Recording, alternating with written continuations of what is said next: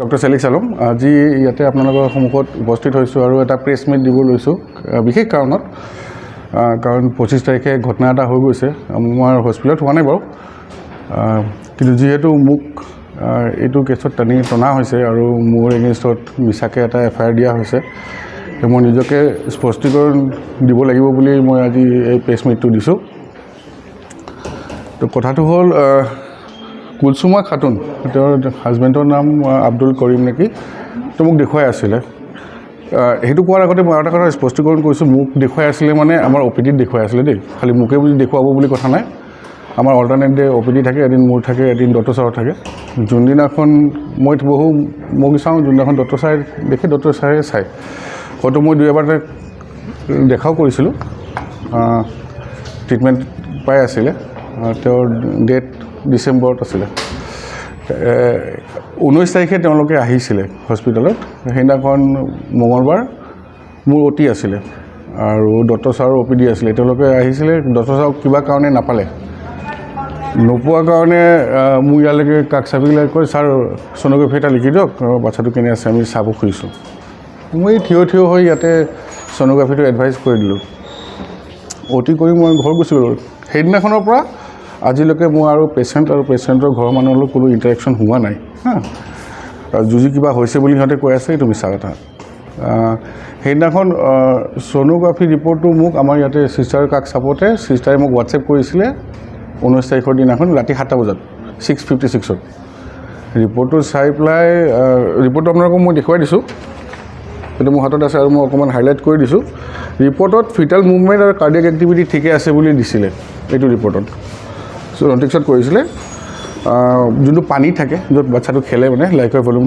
ভলিউমটো ঠিকে আছিলে অকণমান কমিছিলে যদিও কিন্তু ইমান কমা নাই যে মই চিজাৰিন কৰোঁ বা সেনেকুৱা কিবা এটা ইণ্ডিকেটেড নহয় 7.75 আছিলে নিয়মতে আমি 5 বা 6ৰ তলত আহিলেহে আমি চিজাৰিনৰ কথা চিন্তা কৰোঁ বাচ্চাটো যিহেতু নৰ্মেল আছে কাৰ্ডিয়াক এক্টিভিটি নৰ্মেল আছে পানীটোও ঠিকে আছে বাচ্চা বুকুত দপদপনি দি আছিলে 137 দিছিলে সেইটোও নৰ্মেল ৰেঞ্জত আছে 110 আৰু 160 মাজত থাকিব লাগে বাচ্চাটোৰ এষ্টিমেটেড ৱেইট দিছে 2 কেজি 283 গ্ৰাম 2283 গ্ৰামছ মানে মিনিমাম বাচ্চাটো মোটামুটি 2500 গ্ৰামৰ ওপৰত হ'ব লাগে বাচ্চাটো ৱেইটো হোৱা নাছিলে ঠিক আছে আৰু জেষ্টেশ্যনেল এজ দিছে 34 উইকছ বাচ্চা এটা পেটত থাকে 40 উইকছ সেইদিনাখনৰ মতে ছ'ন'গ্ৰাফিৰ মতে 34 উইকছ আছিলে আৰু তেওঁৰ এষ্টিমেটেড ডেট আছিলে ডেলিভাৰী ডেট আছে 31 ডিচেম্বৰ বুলি দেখুৱাইছে 2024 চন তো এই ৰিপৰ্ট অনুসৰি মই ফোনত যি ট্ৰিটমেণ্ট দিব লাগে মই দি দিছোঁ হয়তো পানী আৰু কমি যাব পাৰে বুলি বাচ্চাটো সোনকালে মেচিয়ৰ হওক বুলি মই বেডনেছলো দিব দিছিলোঁ আৰু বিষ সোনকালে নাহক বুলি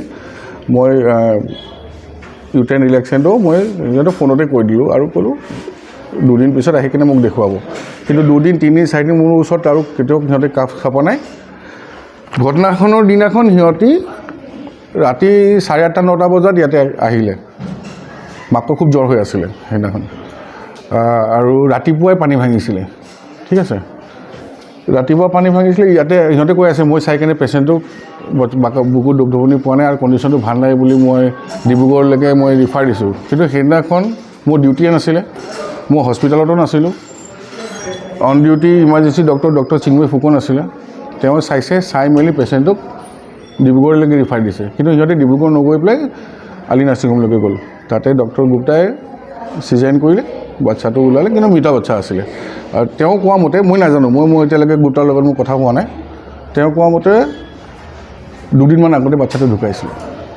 ঠিক আছে এতিয়া মই 19 তাৰিখেও মই পেচেণ্টটো চোৱা নাই খালি ছ'ন'গ্ৰাফি এটা এডভাইচ কৰি দিছোঁ ছ'ন'গ্ৰাফি ৰিপৰ্ট মোক যেতিয়া ৰাতি 7টা বজাত পঠাইছে সেই হিচাপত মই যি ট্ৰিটমেণ্ট দিব লাগে আছে দিছোঁ তাতে ক'তো এই ৰিপৰ্ট মতে ক'তো চিজাৰিন কৰিব লাগিব বুলি লিখা নাই বা সেনেকুৱা কোনো ইণ্ডিকেশ্যনো নাই যে চিজাৰিন কৰিবই লাগিব মই 2 দিন পিছত মাতিছোঁ সিহঁতে অহা নাই এতিয়া 25 তাৰিখে বাচ্চাটো লৰচৰ যদি নাই কৰা বাচ্চাটো যদি 2 দিন আগৰ পৰা পেটত ঢুকাইছে মাকৰ যদি কণ্ডিশ্যনটো বেয়া আছে সেইটো মোৰ দুখ ক'ত আহিলে আৰু মোৰ এগেইনষ্টত যে মিছা এফআইআৰটো দিছে কি কাৰণে দিছে মই সেইটো কথা বুজি পোৱা নাই সেইটো মই স্পষ্টীকৰণ সিহঁতৰ পৰা বিচাৰিছোঁ আৰু কিছুমান পইণ্টছ সিহঁতে কৈছে মই এইটো ইয়াতেও মই লিখি আনিছোঁ সিহঁতে কৈছে মই চেৰিছলৈকে মই চেৰিছত মোৰ চেম্বাৰ আছে সেই বুলি মই চেৰিছত পঠোৱা নাই পেচেণ্টৰ লগত মই কথাই পতা নাই না ফোনৰ যোগেৰে না সাক্ষাৎকাৰ হৈছে মোৰ একো হোৱা নাই তো মই সিহঁতক নাৰ্ছিং হোম পঠোৱা কোনো কথাই নহয় কোনো কথাই পতা নাই মই পেচেণ্টটো ডিব্ৰুগড় লিফাৰ মই কৰিছোঁ বুলি কৈছে,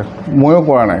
সেইদিনাখন ডক্টৰ চিন্ময় ফুকন আছিলে ডিউটিত। পেচেণ্টৰ ঘৰৰ মানুহৰ লগত মই কোনো ধৰণৰ মৌখিক হওক, লিখিত হওক বা ফোনৰ যোগেদি কোনো কথা হোৱা নাই।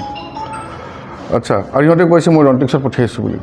আমাৰ ইয়াতে যিমান পেচেণ্টবিলাক আহে চাইন নকৰিলে আমাৰ ইয়াতে ছ'ন'গ্ৰাফি নকৰে, কাৰণ বাহিৰৰ পৰাও আহি যায় ন, সেইকাৰণে আমি চাইন কৰিব লাগে। সিহঁতে ইয়াতে মোক চাইন বিচাৰি আহিছিলে, মই খালি চাইন কৰি পেলাই দিছিলোঁ সিহঁতক।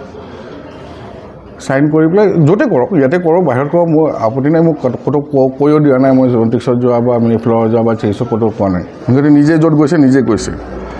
সেইদিনাখন ৰাতি মই আগতে কৈছোঁ বাচ্ছাটো ফিটাল মেচিউৰিটিৰ কাৰণে যি দিব লাগে বেটনেছল দিছিলোঁ আৰু বিষ নাহক বুলি সোনকালে টকলাইচিছ দিছিলোঁ মই। কথাটো এটা কুৱেশ্যন এটা আহে, ডেলিভাৰী কেতিয়া কৰিব লাগিছিলে? এটা ডেলিভাৰী নৰ্মেলি কৰক বা চিজাৰিন কৰক, আমি 37 উইক্সৰ আগত নকৰোঁ। মিনিমাম বাচ্চা মেচিয়ৰ হ'বলৈ 37 উইক্স লাগে। এতিয়া 34 উইক্সৰ যেতিয়া দেখুৱাইছে,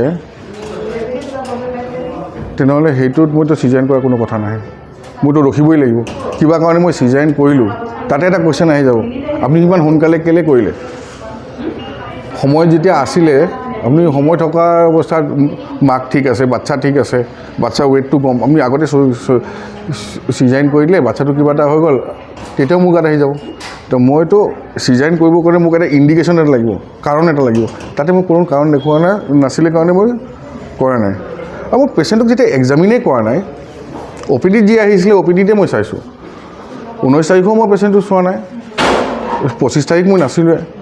তো মই পেচেণ্টৰ লগত বা আলম চাৰি ইমান দিনৰ পৰা চাই আছিলে বুলি ক'লেতো এইটো সঁচা নহয়।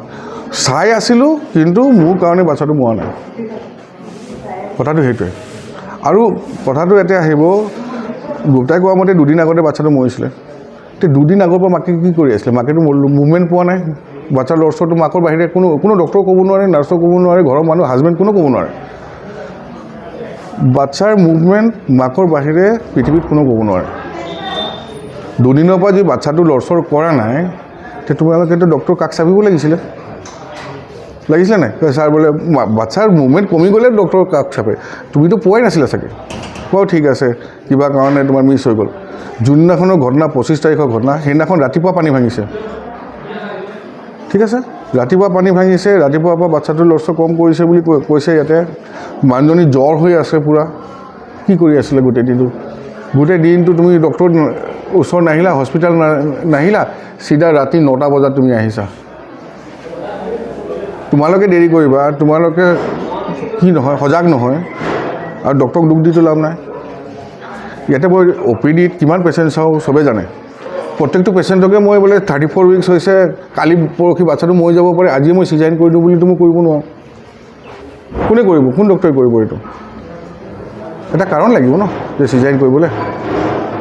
কাৰণ দেখা নাই মই চিজাৰিন কৰা নাই, কথাটো সেইটোৱে। সেই বুলি বাচ্চাটো মৰাৰ পিছত কেলেই মোক তাৰিখে চিজাৰিন নকৰিলে বুলি ক'লেতো নহ'ব। সেইখিনি কথাই মই ক'ব খুজিছোঁ। আৰু মোৰ খুব বেয়া লাগিছে, কাৰণ ইয়াতে মই যিমান পেচেণ্ট চাওঁ কোনো নাচায়। দিন ৰাতি মই প্ৰশ্ন ল'ম বাৰু। মই দিন ৰাতি যেতিয়াই মাতে মই আহি কিনে পেচেণ্টক চাওঁ, চাই মেলি যিমান পাৰোঁ ঠিক কৰোঁ। কাটচিত কোনোবা এটা কেছ বেয়া হ'ব পাৰে, কিন্তু সদায় যে বেয়া হ'লে যে আপুনি, মই বুলি নহয়, যিকোনো ডক্টৰক যে আপুনি টানিব বা FIR দিব, সেইটো কথা নহয় নহয়। কোন ডক্টৰে এজন মাইকী মানুহ ভালকৈ ডেলিভাৰী কৰক বা বাচ্চাটো সুস্থভাৱে জন্ম লওক, কোনে নিবিচাৰে? মোৰ কি দুশ্মনী আছে বা মোৰ কি তাতে স্বাৰ্থ আছে যে বাচ্চাটো মৰক? এনেকৈ ডক্টৰ এতিয়া সেইবিলাক FIR দিছে বা এইবিলাক মিডিয়াত সিহঁতে ওলাইছে, মোৰ কি মানহানি হোৱা নাই? মইতো এতিয়া মানহানি কৰিম সিহঁতৰ ওপৰত, কৰিবই লাগিব, মোৰ উপায় নাই। মই দুখিত, সিহঁতে নিজৰ বাচ্চা হেৰুৱাইছে, কিন্তু সিহঁতে নিজৰ দুখত হেৰুৱাইছে, ডক্টৰক দুখ দি লাভ নাই।